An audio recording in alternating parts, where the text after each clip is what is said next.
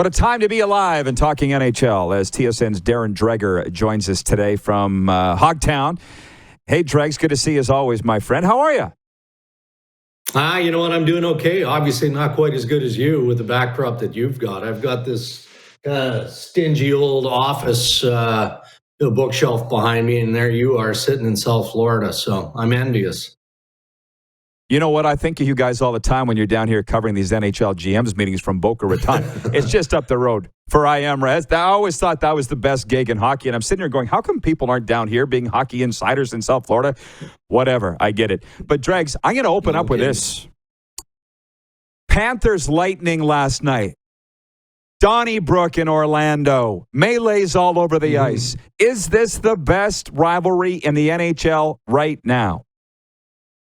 Right now it is today as we have the conversation, because the proof, as they say, is in the pudding. And what we saw last night was, to quote Joel Quenneville, I mean, that's old-time hockey. That's what it was. And, it started with Vasilevsky getting, I don't know if he got ran, but he certainly got bumped by, I think it was Sam Bennett of the Florida Panthers. And, then that just sparked everything.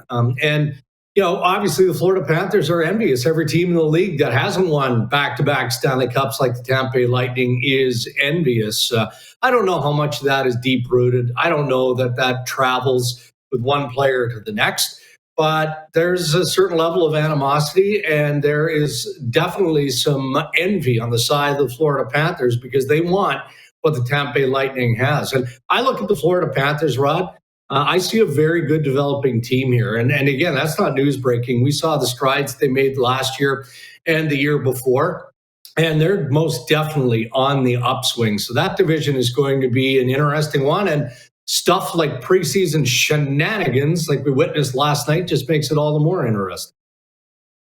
Oh, yeah, they loved it in Orlando. And I've been down here for a while, Dregs. I've been reading all the media. I've been listening to the radio when they say the Heat, not very good. Dolphins, terrible. The Marlins, always bad. The Panthers see this as their time to take center stage for the first time since 1996. So you're telling me you could see them doing something this year? I really could. And, they're managed by Bill Zito, who is a highly respected guy. He's kind of slowly put his own stamp on things. And, as Pierre LeBrun, my colleague, mentioned on Insider Trading on TSN last night, the expectation is that they're going to get more business done, perhaps even before the start of the season, by extending Sasha Barkov to a multi-year, long-term deal. And that is going to be worth a ton of dough. There's some speculation that could be north of $10 million per. But when I look at that roster, when I look at players around the National Hockey League and I go, yeah, that's a tremendous amount of money, but he's worth it, I'd put Barkov in the category of he's worth it. And they've got some other intriguing pieces. They've got good young developing elements to that team. They've got, I would call, a healthy battle competition in the crease, even though you've got big time money invested there. But yeah, I don't think it's a stretch to think that the Florida Panthers certainly are a playoff-worthy team, and who knows? Maybe they'll take another step and be a contending team. Dregs, this might shock you because a couple things. One, the majority of our viewers, our analytics show us are American. Blows my mind. I don't understand why. But we had a poll last week, and it was, are you interested in NHL preseason hockey? And over 70% of people said no, they're not. I think they're lying. This is a bit of a rhetorical question. And in your case, yeah, obviously you love it. My question is, what do you love about NHL preseason hockey?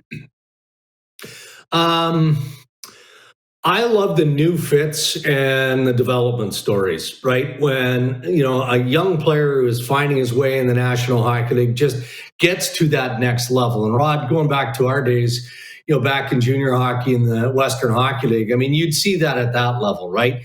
First year player finds his way into the lineup. He's used sparingly. The second year, he makes great strides. And by the third year, he's potentially a star in major junior hockey. You see that at the NHL level as well.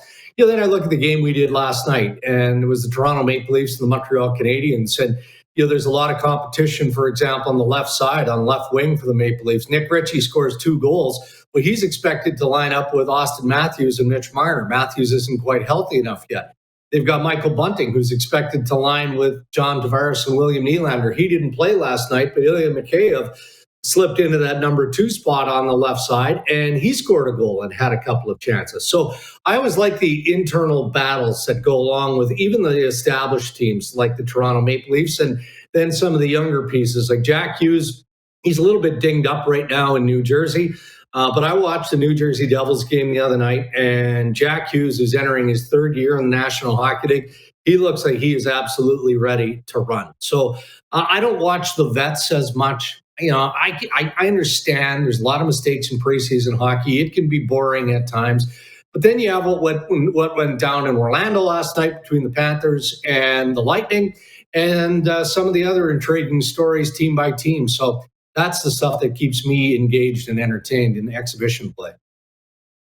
No kidding. Well, you and I would say, are both disciples to a degree of Kelly McCrimmon. And I remember Krim saying shortly after he got to Vegas, he said, we're not doing anything different in the NHL than we were doing in the WHL. It's just to scale.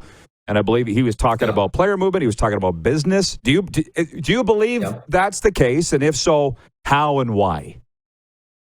It is the case in how you structure and build your organization. How you manage it, though, is obviously different because of the money that's involved here. In the Western Hockey League,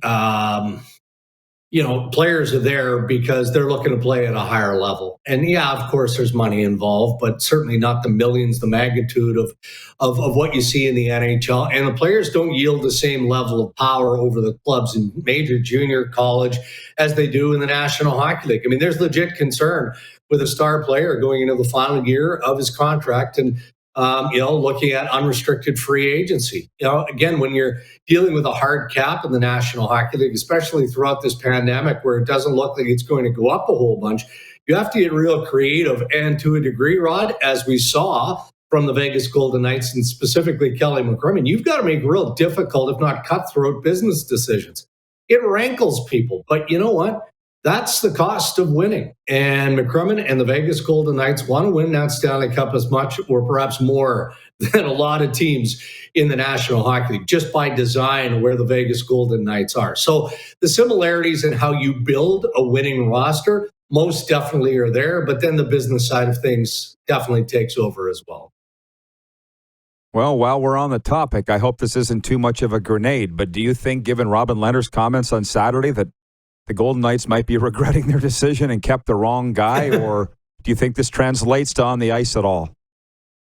I don't think it does. I don't think it's a grenade. I think that we've all talked about it either on the air or off the air. Look, in Robin Lehner, you get what you get. Now, if he's going to be as vocal as he obviously has been on social media and otherwise, that's great. We all appreciate honesty in our business and just generally in our life.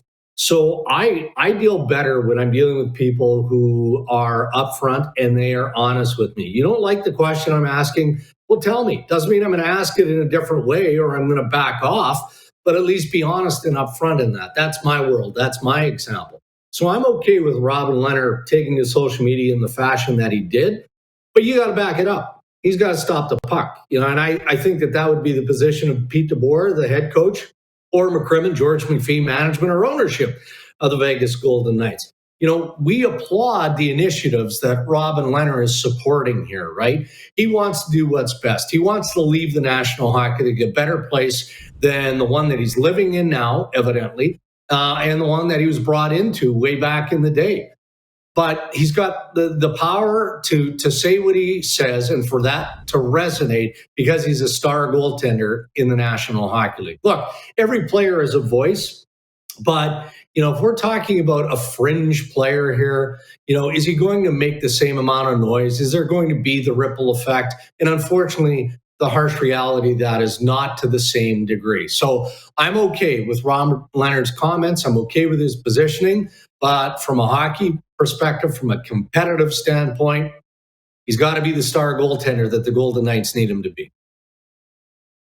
2 rapid-fire questions. Northside YEG, watching in Edmonton. That's his handle on YouTube. He says, who is this Brendan Perlini for the Oilers, leading the league in preseason goals? Is this a big shock? Yeah, it's a bit of a shock, I would say. But, again, I always caution. We talked earlier about the preseason and why it matters. And it also presents opportunity. And for Perlini, this is opportunity. Do I think that, he is going to have a prolific offensive NHL season? No, I don't.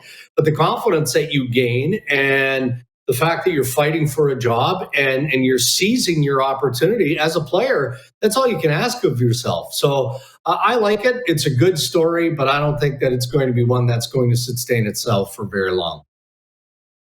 Okay, Dregs. And the last one, the fun one, I talked about Jason Wall watching in Gimli.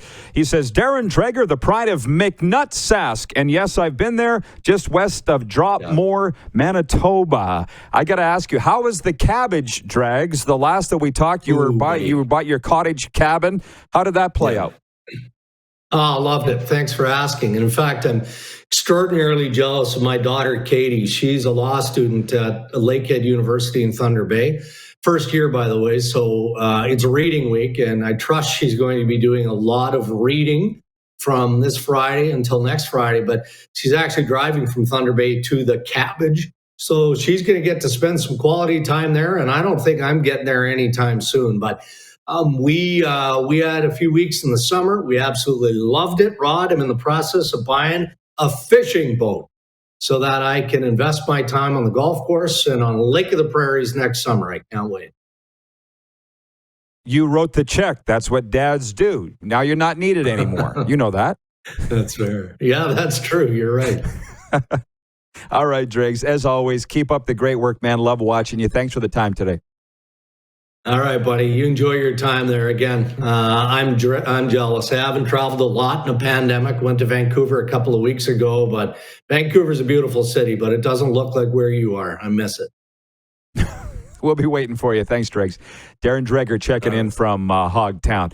Hey, everybody. Thanks for watching the RP Show on YouTube. And don't forget, we're live daily on YouTube from noon to 2 Eastern. If you like what you see, hit subscribe. And if you like the program, check around for other segments of The Rod Pedersen Show here on YouTube.